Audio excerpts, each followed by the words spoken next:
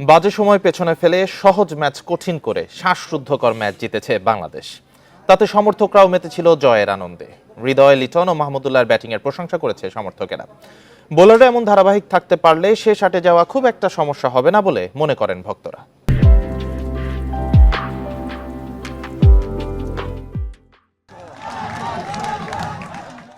সহজ ম্যাচ কঠিন করে জেতা, বিশ্বকাপে শুরুর মোমেন্টাম পাওয়া, গেল কয়েকদিনের খারাপ সময়কে পেছনে ফেলা, শেষ আটের পথে এগিয়ে যাওয়া, একটা জয় মানে তো অনেক স্বস্তি, আনন্দ আর প্রাপ্তি বাংলাদেশের।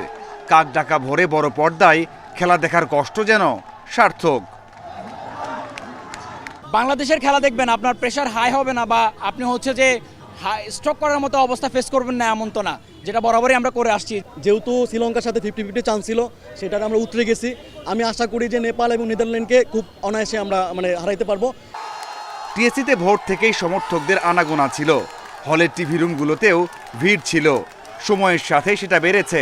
শ্রীলঙ্কার দারুণ শুরুকে ধূলিসাৎ করে দেয়া রিশাদ মুস্তাফিজে মেতেছে খেলা শেষে।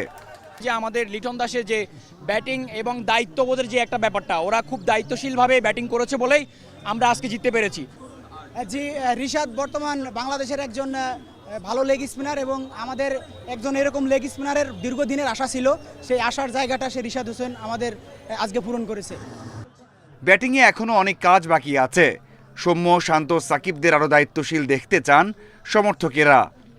তাদের যে প্রত্যাশা, তাদের যে একটা ভরসা এই টিমকে নিয়ে, বাংলাদেশকে নিয়ে, তারা না থাকলে এটা কখনো জেতারা পসিবল ছিল না। এক কথায় অসাধারণ।